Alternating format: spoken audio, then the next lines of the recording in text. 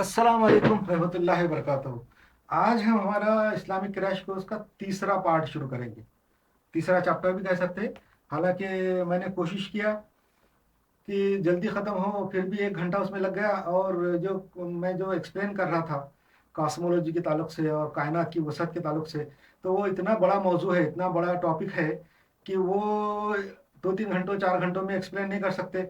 और मैंने जो स्टडी की है कायनात की, कॉस्मोलॉजी की, साइंस की पिछले 40 साल से, उसके मुकाबले में तो वो 2-3 घंटों में एक्सप्लेन करना वो उसका एक करोड़ों हिस्सा के बराबर भी नहीं है।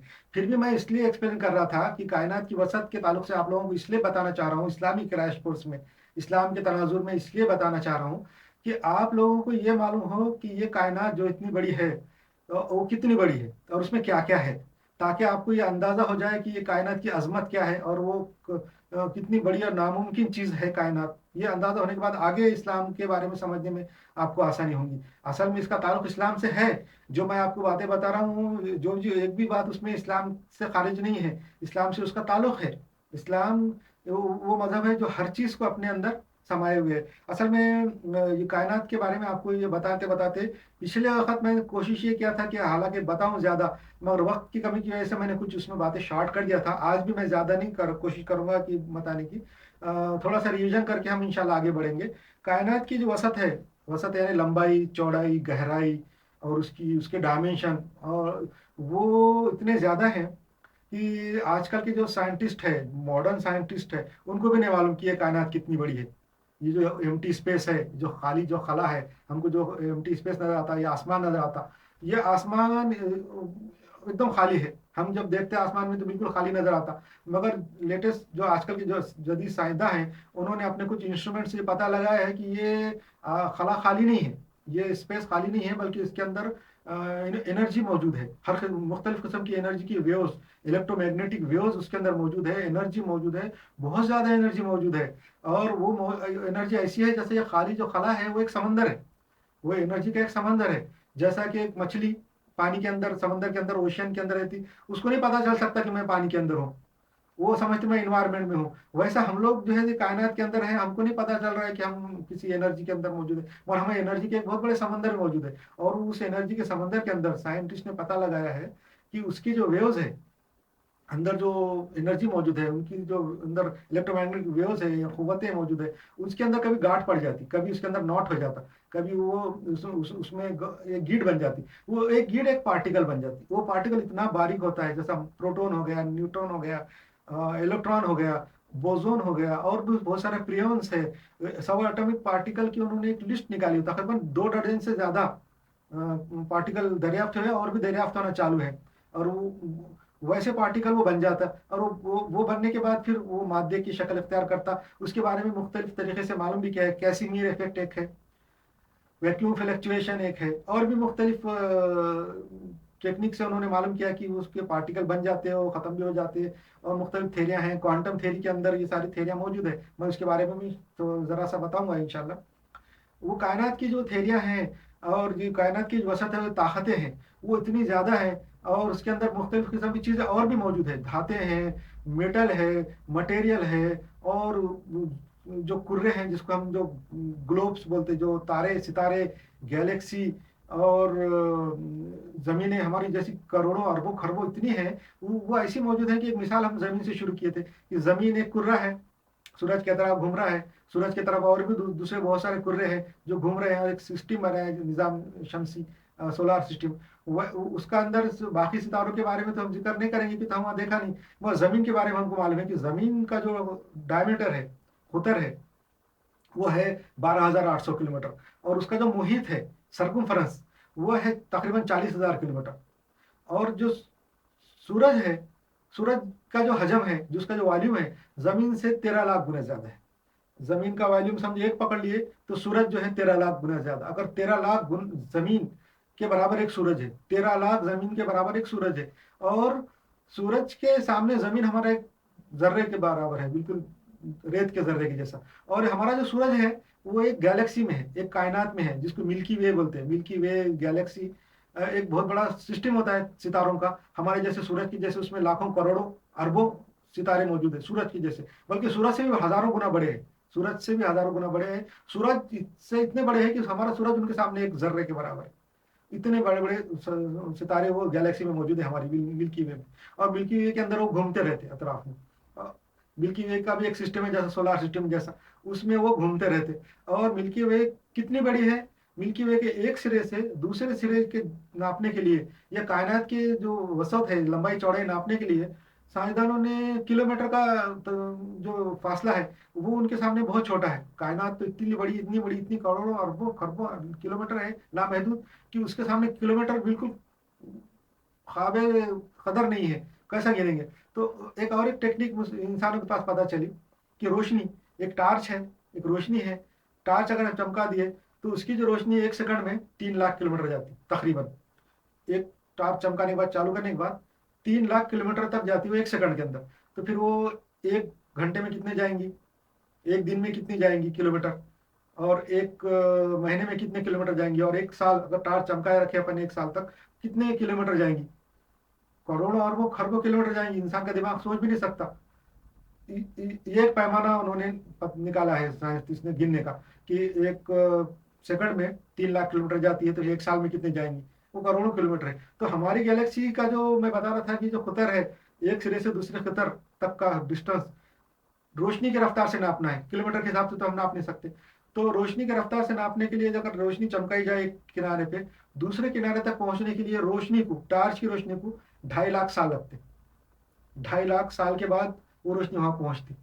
इधर चमकाया टार्च, 2.5 लाख साल तक के बाद वो वहां रोशनी पहुंचेगी। इतना बड़ा हमारी मिल्की वे गैलेक्सी का खुतर है। और ऐसी हमारे जैसे मिल्की वे गैलेक्सी की जैसी गैलेक्सियां ये स्पेस में करोड़ों अरबों हैं, खरबों हैं, करोड़ों अरबों खरबों हैं, जिसके बारे में हमको नहीं मालूम है। हमको जो मालूम है, जो चंद जो करीब करीब जो गैलेक्सी है, ग्लोबुलर क्लस्टर है, और एंड्रोमेडा गैलेक्सी है, और दूसरी भी है N70 है, वो ऐसे नामों की उन्होंने गैलेक्सियां रखी है जो करीब मानी जाती। सबसे करीब जिसको बोलते हैं ये लोग, ये एंड्रोमेडा गैलेक्सी है। एंड्रोमेडा गैलेक्सी हमारी गैलेक्सी से भी ज्यादा बड़ी है। हमारा गैलेक्सी का खुतर जो है रोशनी की रफ्तार के हिसाब से 2.5 लाख साल लगते हैं रोशनी को। उसका उससे भी ज्यादा है, 3 लाख साल है या 4 लाख साल है शायद, और पता है। और उसका डिस्टेंस हमारी गैलेक्सी से एंड्रोमेडा गैलेक्सी का जो दूरी है वो कितनी है, 25 लाख साल लगते हैं रोशनी को वहां पहुंचने के लिए। हमारे पास अगर टायर चमका है तो एंड्रोमेडा पहुंचने के लिए 25 लाख साल, यानी 2.5 मिलियन ईयर लगते हैं लाइट को। 2.5 मिलियन साल लगते हैं, और रोशनी को इतनी दूर है, और वो सबसे करीब है। ऐसी करोड़ों अरबों गैलेक्सी कायनात में मौजूद है, उनका सिस्टम मौजूद है। कायनात के अंदर पूरी गैलेक्सियों से भरी हुई है, कितनी है साइंसदानों को नहीं मालूम। इसके अंदर, कायनात के अंदर, आपको जैसा बताया मैंने कि एनर्जियों का एक बिल्कुल समंदर है, और वेव्स का और इलेक्ट्रोमैग्नेटिक वेव्स का एक तूफान, एक समंदर मौजूद है। और उसके अंदर हमारी रोशनी, रोशनी की रफ्तार का साइंसदानों ने पता चला है, रोशनी की रफ्तार थोड़ी कम हो सकती है कायनात के अंदर, डिफ्लेक्शन की वजह से, रिफ्लेक्शन की वजह से, किसी किस्म की ग्रेविटेशनल लेंस की वजह से थोड़ी बहुत कम हो जाती है किसी मीडियम में से पास होने से, मगर वो उससे बढ़ती नहीं, 3 लाख से ज्यादा नहीं जाती। इसके बारे में भी थोड़ा सा मैंने आपको बताया था कि रोशनी की रफ्तार जो है, उसके बारे में साइंटिस्ट ने बताते कि क्यों उसकी रफ्तार 3 लाख किलोमीटर से ज्यादा नहीं जाती। बस ये बताती कि बस इतनी ही रफ्तार है। उसके बारे में थोड़ा सा आपको पिछले चैप्टर में मैंने बताया था कि क्यों उतनी रफ्तार है। ग्रेविटी भी एक हैरत अंगेज चीज है, कायनात के अंदर ग्रेविटी भी एक चीज है। ग्रेविटी क्या है, ग्रेविटी के बारे में साइंसदान ये बोलते हैं कि ग्रेविटी यह है कि एक मादा, एक मटेरियल आसमान का इस कायनात के अंदर अगर है तो वो दूसरे मटेरियल को अपनी तरफ खींचता है। एक मटेरियल अगर कायनात में है तो वो दूसरे मटेरियल खींचता है। वो कैसा खींचता, मकनातीस के जैसा नहीं, मैग्नेट जो है जैसे लोहे को खींचता उस तरीके से नहीं। उसके बारे में भी लोगों को नहीं मालूम है साइंटिस्ट को कि वो लोहे को भी कैसा खींचता। उसके बारे में भी थेरिया है कि उसका जो फ्लक्स है वो लोहे, मैग्नेट का फ्लक्स लोहे को खींचता है, या फिर वो मैग्नेटिक मटेरियल जो है उनको खींचता है। तो वो जरा मुख्तलिफ है। मगर एक मादा कायनात में, एक मटेरियल, एक जिस्म, एक बॉडी, एक कुर्रा जो है दूसरे कुर्रे को कैसा खींचता, उसके बारे में थ्योरी ये है कि वो कायनात के अंदर जो स्पेस है उसके अंदर एक गड़ा बन जाता। वो बोलते कि एक गड़ा तैयार हो जाता, वहां पे जहाँ पे एक मटेरियल होता है वहाँ गड़ा हो जाता। ऐसा गड़ा, अगर दूसरा मटेरियल उसके करीब है तो गड़े में उतार में ऐसा आके गिर जाता, गड़े के अंदर आके, ऐसा इनका बोलना है। वो असल में गड़ा बनता होगा, ये कायनात की जो वेव्स है, ये इलेक्ट्रोमैग्नेटिक वेव्स के जो समंदर है उसमें गड़ा बन सकता।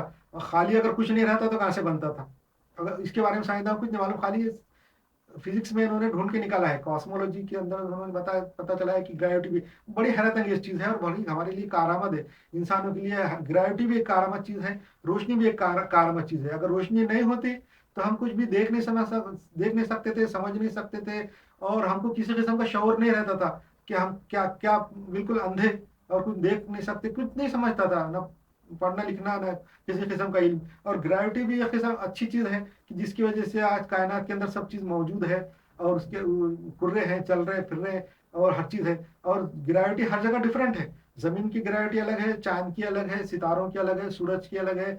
हमारी जो ग्रेविटी है जमीन के ऊपर, जमीन की, वो इतनी मुनासिब है और इतनी बैलेंस है कि हम इंसान के जैसे छोटे छोटी मखलूक उसके ऊपर जिंदा रह सकती, छोटे छोटे कीड़े जिंदा रह सकते, बड़े से बड़ा जानवर जिंदा रह सकता, क्यों? तो उसका जो ग्रेविटी है, उसकी जो बॉडी की जो ऑर्गन है, उसका वेट बर्दाश्त कर सकते। हमारा दिल है तकरीबन कितना ग्राम का होगा, 100, 150, 200 ग्राम का दिल होगा। दिमाग कितने ग्राम का होगा? मुश्किल से आधा किलो से कम होगा। अगर समझो ग्रेविटी जमीन की ज्यादा होती तो हमारा दिमाग 5 किलो का रहता, दिल भी 5 किलो का रहता, तो हमारे जो मसल्स है वो उसका वजन नहीं बर्दाश्त कर सकते थे। 5 किलो का वजन मसल नहीं बर्दाश्त कर सकते, वेट लिफ्टिंग थोड़ी हमारे मसल करते। तो वो ग्रेविटी भी हमारे लिए एक रहमत है कि ये बहुत कम होने की वजह से हमारे जिस्म के अज़ा और दिल और फेफड़े हमारे जिस्म में मौजूद है, और हमारा जो बॉडी है, उनके जो मसल है उसको बर्दाश्त कर सकते हैं। चल, इसके बारे में मैं आगे इंशाल्लाह बताऊंगा तफसील। हमारा अभी मौजूद ये है कि कायनात के अंदर मौजूद ग्रेविटी है, रोशनी है, और मुख्तलिफ किस्म के क़ुव्वतें हैं, और वसत। मैं आपको इसलिए वसत के बारे में बता रहा था कि कायनात इतनी वसी है, इतनी बड़ी है, इतनी चौड़ी है, और इसमें इतने ज्यादा सितारे, स्टार मौजूद है। ये इसलिए बता रहा हूँ कि आप लोगों को ये अंदाजा हो जाए कि ये बहुत हैरत अंगेज चीज है।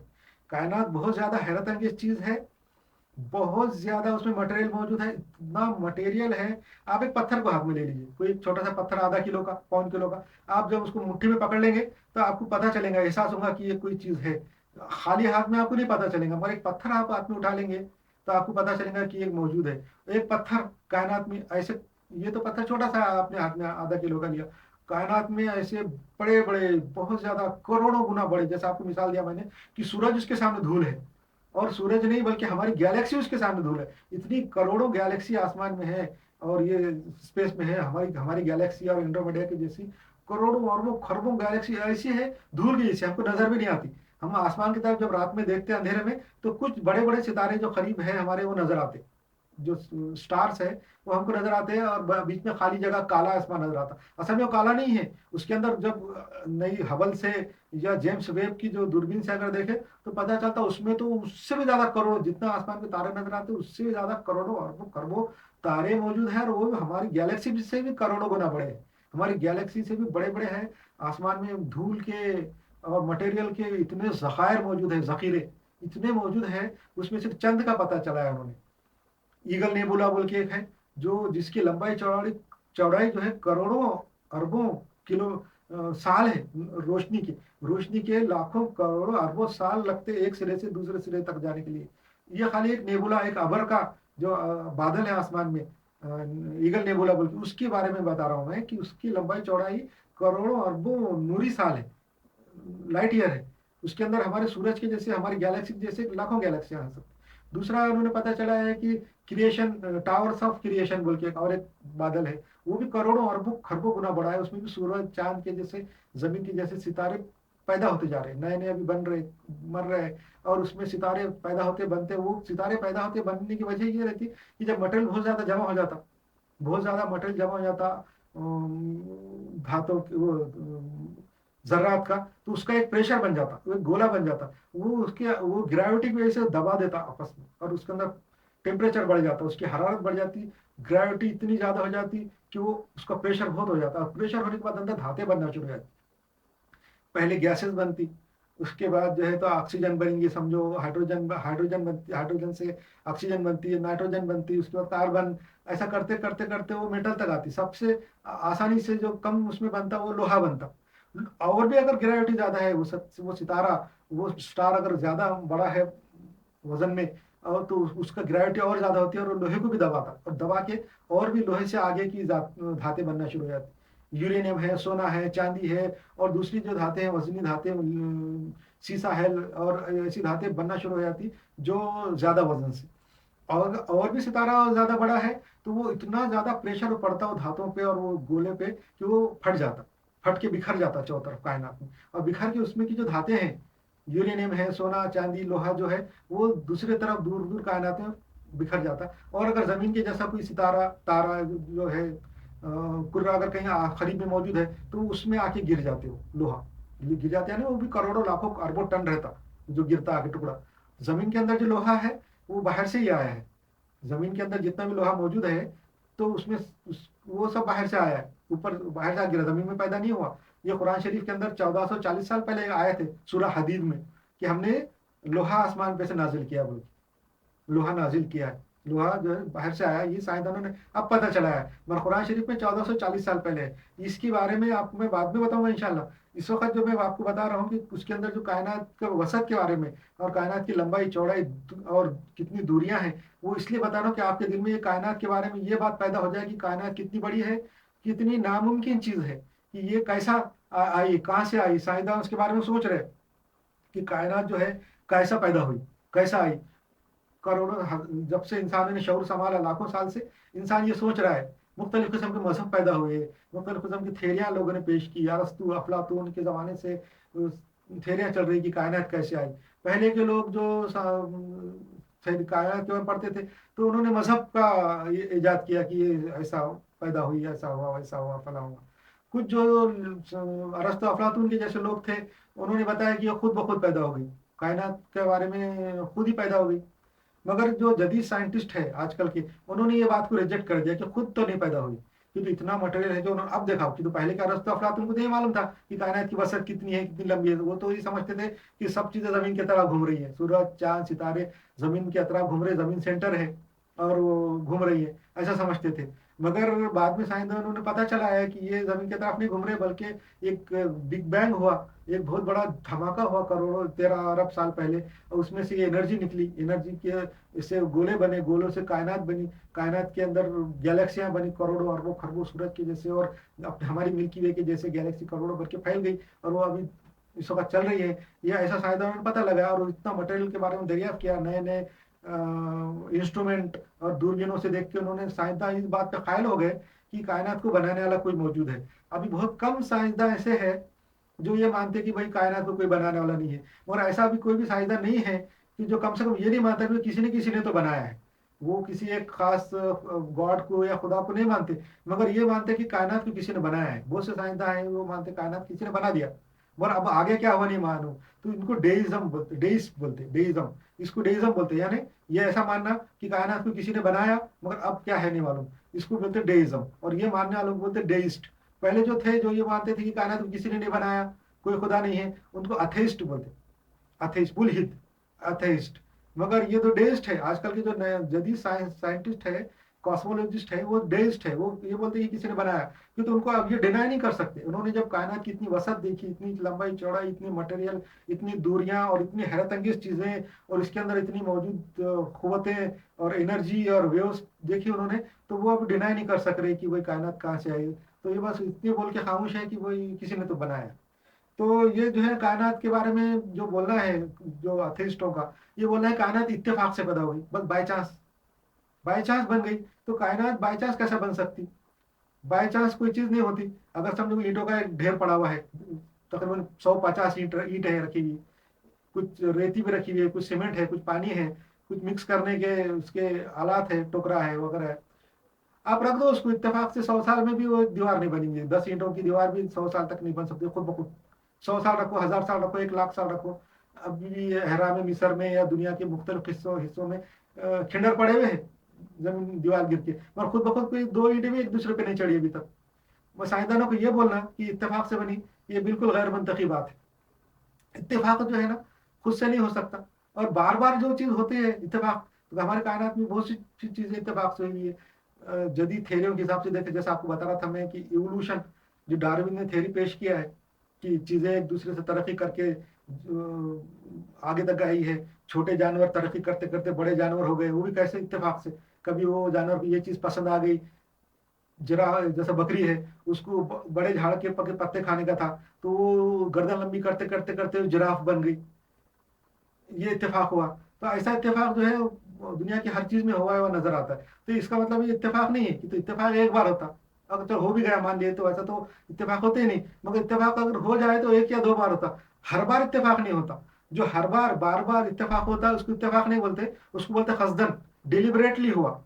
जब कोई चीज बार बार होती, तो हम कोई आदमी ने कोई गलती किया, कोई गलती करता है इंसान तो हम मान लेते गलती होगी। मगर वो बार बार अगर वो काम करेगा तो हम उसको गलती करा नहीं बोलते, हम उसको सजा देते कि बोलते ये काम तूने गलती से नहीं किया बल्कि कसदन किया है, डिलिबरेटली किया है। वैसा ही कायनात के अंदर ये जब चीजें हैं, थेरियां हैं, और ये जो बनना है ये जो साइंटिस्ट बोलते हैं कि ये इत्तेफाक से हुआ, चलो एक या दो बार हम मान लेंगे। मगर बार बार अगर जब हो जाती है तो हम उसको नहीं मानेंगे, और कोई भी नहीं मानेगा कि ये इत्तेफाक से हुआ। उसको हम बोलेंगे डिलिबरेटली हुआ, कसदन हुआ है। इत्तेफाक कितनी बार होता है, और ये जो इत्तेफाक है ये बार बार नहीं होता। और कायनात में कुछ नहीं होना, साइंसदान क्या बोलते हैं, कायनात के अंदर ये जो स्पेस के अंदर कुछ नहीं होना पॉसिबल नहीं है। मतलब कुछ कुछ भी नहीं होना, मतलब नहीं एनर्जी है, ना वेव्स है, ना कुछ है, ये होना पॉसिबल नहीं है। वो क्या बोलते हैं कि ये कुछ ना कुछ तो होना चाहिए। तो जब कुछ ना कुछ होना है तो फिर अल्लाह क्यों नहीं है? अल्लाह ही है। कायनात को जो बनाया है वो अल्लाह है, यानी गॉड है। अल्लाह यानी कोई एक वर्ड या अरबी का या मुसलमानों का वर्ड नहीं बता रहा मैं, एक गॉड जिसको बोलते हैं, ये गॉड के वास्ते एक अरबी में एक लफ्ज है जिसको अल्लाह कहते हैं। हम लोग उसका अल्लाह बोल के इस्तेमाल करेंगे या गॉड बोल के करेंगे। तो कायनात में कुछ होना नामुमकिन नहीं है, तो फिर अल्लाह क्यों नहीं है? और अल्लाह जो है वो ऐसी जात है, ऐसी चीज है कि जिसके बारे में कोई समझ नहीं सकता। अगर समझे किसी चीज को कोई समझ गया, ये कोई मोबाइल है या कोई पेन है या ऐसी कोई चीज है, तो इसकी ये बनावट, ये कैसा बनता, ये कैसा चलता, ये एक इंसान समझ सकता कि तो इसको इंसान ने बनाया है। और किसी ने भी अगर बनाया होगा, तो अगर वो चीज समझ में आ रही है तो ये कैसा बनती, कैसा चलती, इसका इस्तेमाल क्या है और क्या चीज है, तो अगर ये किसी को समझ में आ गई तो इसका मतलब वो आदमी उसका इहाता कर लिया उसके इल्म का, वो खुद उसको बना सकता या उसको उस चीज पे कंट्रोल हासिल हो जाता है। जब किसी चीज को पूरी तरह से समझ जाते तो उसके ऊपर हमारा कंट्रोल हो जाता है। जैसे कोई बीमारी है, तो वो बीमारी कैसा होती है जब तक नहीं मालूम तो उसका इलाज भी नहीं निकाल सकते। मगर उसके बारे में अगर सब मालूम हो जाए कि कैसा होती, क्यों होती, कैसा खत्म होती, तो फिर हम उसको उसके ऊपर हमारा कंट्रोल आ जाता है, हम उसको खत्म कर सकते। कोई मशीन है, उसके बारे में अगर हमको मालूम ही नहीं कैसे चलाते तो हम नहीं चला सकते। मगर जब उसके ऊपर हमको मालूम हो जाता कैसे चलती, ये क्या चीज़ है, तो हमारे यहाँ उसके ऊपर कंट्रोल आ जाता है। फिर हम उसको अच्छा तरीके से भी चला सकते, बुरी तरीके से भी चला सकते, फायदा भी उससे ले सकते, नुकसान भी ले सकते। वैसा अल्लाह की जो ज़ात है वो ऐसी हैरत अंगेज है कि आज तक किसी को भी समझ में नहीं आई, और वो समझ में आ नहीं सकती, इसलिए कि अल्लाह के ऊपर किसी का कंट्रोल नहीं हो सकता। अगर वो किसी को समझ में आ जाएगा तो उसके ऊपर दूसरों का कंट्रोल हो जाएगा। तो अल्लाह के ऊपर किसी का कंट्रोल नहीं हो सकता, इसलिए वो समझ में नहीं आती। और दूसरी बात ये कि अल्लाह की जो ज़ात है, ये जो कायनात है जो इतनी लामहदूद है, मैंने आपको बताया था इससे पहले के चैप्टर में कि बहुत लामहदूद है, इतनी लामहदूद है जिसको इंग्लिश में इन्फिनिटी बोलते हैं। इन्फिनिटी एक उनका टर्म है कि जिसका मतलब है लामहदूद, उसकी हद नहीं, बहुत बड़ा। तो कायनात के जो थ्योरी के मुताबिक इन्फिनिटी दो नहीं हो सकती, इन्फिनिटी एक ही। अगर समझो एक इन्फिनिटी है, कायनात इन्फिनिटी है, तो बस एक ही है। दूसरी इन्फिनिटी के लिए जगह ही नहीं है, दूसरी इन्फिनिटी हो नहीं सकती। अगर दूसरी इन्फिनिटी है, हम मानते हैं कि एक इन्फिनिटी भी है दूसरी भी है, इसका मतलब दोनों भी इन्फिनिटी नहीं है। इन्फिनिटी अगर एक होती है तो दूसरी तो हो ही नहीं सकती थी। वैसे अल्लाह ताला तो इसने इस कायनात को बनाया, इतनी इन्फिनिटी कायनात को बनाया, तो अल्लाह तो बहुत बड़ी इन्फिनिटी है, बहुत बड़ा इन्फिनिटी है। इसका मतलब अल्लाह एक ही है, दो नहीं हो सकते। कायनात हो सकती है, अंदर हो सकता अल्लाह के, अल्लाह उसको अहाता किए हुआ है, मगर इन अल्लाह दो नहीं हो सकते। इसलिए इससे साबित होता कि अल्लाह एक है। मगर इस्लाम के अंदर अल्लाह के ज़ात के बारे में तहकीक करने का हुक्म नहीं है, सिर्फ अल्लाह की सिफात के बारे में तहकीक करने का हुक्म है कि अल्लाह ने क्या बनाया, कैसा बनाया, और कैसे कैसे इंतजाम किया, और क्या क्या फायदे हैं, ये हम उसके बारे में इल्म हासिल करने का हुक्म है। पर अल्लाह की ज़ात में खोज करने का हुक्म नहीं है, इसलिए हम इसके अंदर खोज नहीं कर सकते, करेंगे भी नहीं, क्यों तो हम उसके बारे में सोच भी नहीं सकते और ना उसको समझ सकते। तो जिस चीज़ को हम समझ नहीं सकते या तो दुनिया का कोई इंसान नहीं समझ सकता, तो हम उसके बारे में खोज करके फ़ायदा नहीं है। और ये अल्लाह की ज़ात तो बहुत बड़ी है। इस दुनिया में, कायनात में, ये जो स्पेस में ऐसे ऐसे हिसाब किताब मौजूद है, ऐसे ऐसे मैथमेटिक है कि आजकल के जो लेटेस्ट साइंटिस्ट है, हम जिसको इंसान पूरी कायनात में सबसे ज्यादा तरक्की याफ्ता और सबसे ज्यादा अक्लमंद मखलूक है, वो तक इस हिसाब को नहीं समझ सकते। और वो खोज कर रहे हैं, अपनी पूरी लाइफ गुजार रहे हैं। बड़े बड़े मैथमेटिशियन ने पिछले 200-300 साल से अपनी पूरी जिंदगी गुजार दी है। एक साइंसदान ने नहीं बल्कि कई कई साइंसदानों ने मिलकर जिंदगी गुजार के एक एक थ्योरम निकाला है और वो सोच रहे हैं। और अभी बहुत कम लोग हैं जो हिसाब किताब को बहुत अच्छी तरह से समझ सकते हैं। ऐसा हिसाब भी कायनात में मौजूद है। ऐसे ऐसे हिसाब और ऐसे मुश्किल derivation, integration, Laplace transformation, Fourier series और एक्सपोनेंशियल लॉगरिथम, ऐसे किस्म के ये हिसाब है, लिमिट्स, डेरिवेटिव ऐसे हैं। ये तो बहुत आम है। और भी बड़े बड़े मुश्किल किस्म के थेरिया और थ्योरम हैं जो कायनात में मौजूद है। ये जो कायनात के अंदर इतनी मुश्किल चीजें मौजूद है, उनको भी समझना मुश्किल है। अल्लाह के कैसे समझेंगे। इसलिए जो है कायनात को जो है अंदर फाइन ट्यूनिंग भी है। जमीन की साइज, जमीन की ग्रेविटी, हवा की कसाफत, पानी की कसाफत, रोशनी रोशनी की कैरेक्टरिस्टिक ऐसी है कि हम हमारे लिए फायदेमंद है। जमीन के अंदर धातें, जमीन के अंदर मटेरियल, जो मटेरियल मौजूद है, केमिकल मौजूद है, वो ऐसे हैं कि हम आसानी से एक दूसरे में उसको तब्दील कर सकते हैं। हमारे फायदे की चीजें बन जाती, खाने पीने की चीजें हमारे को उससे बन सकती, नबातात पैदा हो सकते और वो हमारे फायदे की। ये ऐसी ऐसी चीजें हैं कि जो इत्तेफाक से नहीं हुई और ना। और दूसरी बात ये सब ये एक तरफ इशारा करती कि किसी ने बनाया है। कायनात के अंदर जो चीजें मौजूद है वो सब, और आसमान के गैलेक्सी और दूरियां और सितारे, ये सब इस बात की गवाही देते कि कायनात का कोई ना कोई बनाने वाला है। अभी एक और एक चीज, नई चीज कायनात के अंदर पता चला है ये साइंटिस्ट ने, कि ये जो आसमान में जो गैलेक्सी है, ये जो कहकशाएं हैं, वो कहकशां बिल्कुल उनका एक जाल है एक दूसरे के साथ। जैसा ये इसका जाल होता है ना, मछली पकड़ने का जाल, या वॉलीबॉल की जो नेट होती है खेलने की जो नेट, वैसा जाल है गैलेक्सी का। गैलेक्सी अलग अलग अलग अलग है मगर सब एक दूसरे के साथ जाल में है। कुरान शरीफ के अंदर 1440 साल पहले आयत है, वह समा व जातल हबक। इसका तर्जुमा है कसम आसमान की जो जालदार है, जाली वाला है। ये 1440 साल पहले कुरान शरीफ में।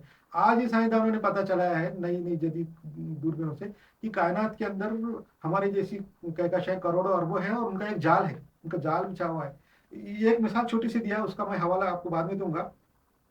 कायनात जो है एक नामुमकिन चीज है। हमको ऐसा लग रहा है कि बिल्कुल ये कैसा आ गई। इसकी बारे में जो थेरियां हैं, बिग बैंग थेरी तो है कि एक धमाका हुआ, मगर वो साइंसदान ये नहीं बताती कि वो कहाँ पे हुआ, क्यों हुआ, उसमें इतना मटेरियल कहाँ से आया, कैसा हुआ, वो कुछ नहीं बताते। वो बोलते वक्त भी उस वक्त शुरू हुआ और स्पेस भी उस वक्त शुरू हुआ और कायनात का मटेरियल भी उस वक्त शुरू हुआ, मगर क्यों शुरू हुआ, कैसा शुरू हुआ, ये किसी को भी नहीं मालूम है।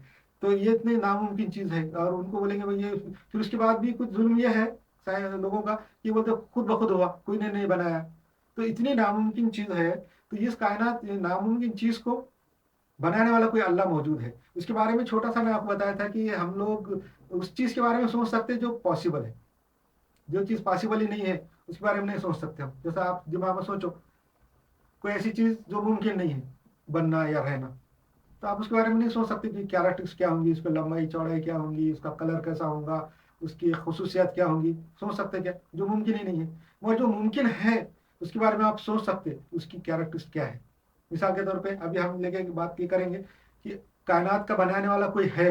ये हमको पता चला कायनात को देख के। मैं आपको ये जो कायनात के जो पिछले 2-3 चैप्टर से ये बता रहा हूँ, वसत, लंबाई, चौड़ाई, गहराई और इसके अंदर की थेरियां, रोशनी की रफ्तार, ग्रेविटी, ये वो इसलिए बता रहा हूँ कि इसका ताल्लुक इस्लाम से है। ऐसा नहीं है कि ये सब मैं साइंस का क्लास ले रहा हूँ। ये आपको बता इसलिए रहा हूँ कि इसका ताल्लुक आगे चल के इस्लाम आगे। अभी हमारे जो चैप्टर शुरू हुए ये तीसरा चैप्टर है। ऐसे मेरे हिसाब से 40 चैप्टर होंगे, 40-50 चैप्टर होंगे। इसके अंदर इस्लाम के बारे में बहुत डिटेल है। इंशाल्लाह इंशाल्लाह मुकम्मल इस्लाम का इंसाइक्लोपीडिया आपको मिलेगा इसके अंदर। और ये इस्लाम का जो क्रैश कोर्स आप सुनेंगे देखेंगे, इसके बाद अल्लाह के करम से आपको एक बसीरत पैदा हो जाएगी। आपके अंदर एक इस्लामी बसीरत जो पैदा हो जाएगी।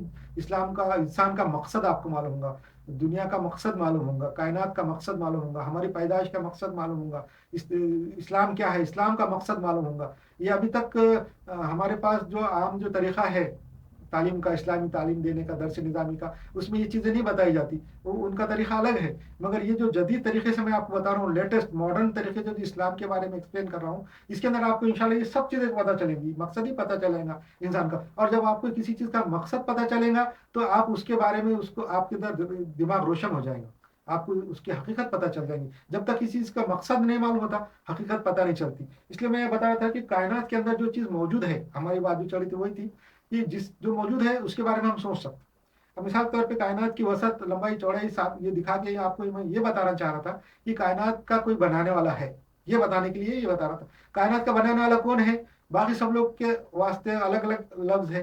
कोई गॉड बोलता, कोई हाशिम बोलता, किसी के पास यहवे है, हाँ, किसी की जबान में कोई दूसरा होगा। अरबी में उसके वास्ते है वर्ड है गॉड, और फारसी में खुदा, और अरबी में है, इंग्लिश में है गॉड, और फारसी में खुदा, और अरबी में अल्लाह। तो हम उसका अल्लाह या गॉड इस्तेमाल करेंगे। तो अल्लाह है। अब ये हम अगर ये पॉसिबिलिटी है, हम जो सोच रहे कायनात देख के, तो उसके बारे में हम सोच सकते कैसा होगा। तो अल्लाह के बारे में मैंने ये बताया था आपको, इससे पहले निकाला था कि अल्लाह है, तो उसके बारे में हम सोचेंगे कि क्या क्या हो सकता। अल्लाह है तो कैसा, क्या क्या उसका है, मतलब कैसा कैसा अल्लाह है, और उसके अंदर क्या क्या कैरेक्टरिस्ट होना चाहिए, इसके बारे में थोड़ा सा बताया था मैंने कि अल्लाह जब है तो उसकी कैरेक्टर्स क्या है। इंशाल्लाह इसका अगला जो चैप्टर है उसके अंदर मैं तफसील से आपको बताऊंगा।